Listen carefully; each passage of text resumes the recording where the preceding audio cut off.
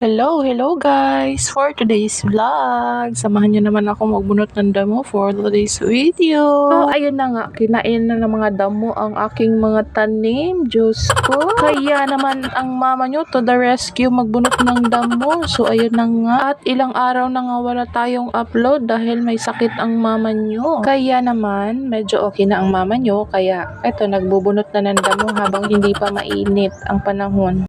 Kasi naawa na talaga ako sa aking mga talong dahil ang dami na nilang damo. Kaya ito, to the max, magbunot tayo ng damo. At wala talaga akong maisip na i-content guys. Mahirap talaga maggawa ng content at mag-isip. At sakto nga, kaya magbubunot tayo ng damo. So ito na lang ang content ko for today's video. At nakakaalis nga ng stress ito pag nakita mo itong mga tanim mo na medyo lumalaki na sila. At medyo may bunga na. Nakaka-excite rin, syempre. Kaya alagaan natin habang tayo ay malakas.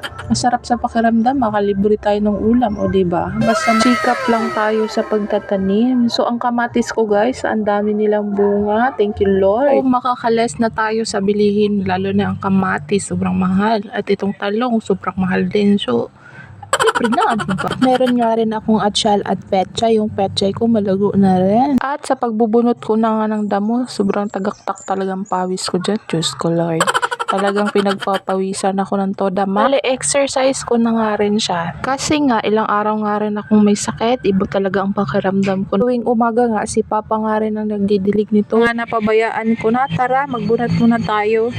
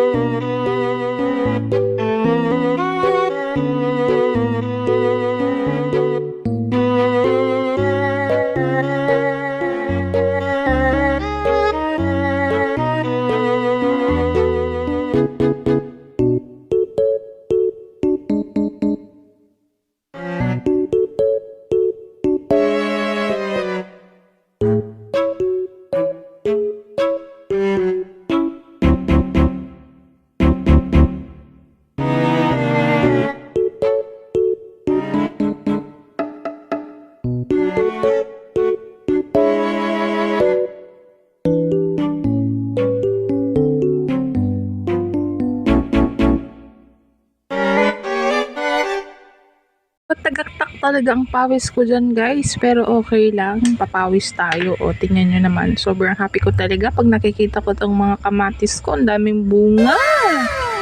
Ang sarap-sarap talaga tingnan. O thank you Lord, dahil maraming bunga ang aking kamatis. At ang aking talong, tingnan nyo naman, ang liit pa pero namulaklak na, ang taba-taba pa. Yun lang guys, salamat sa panonood, bye!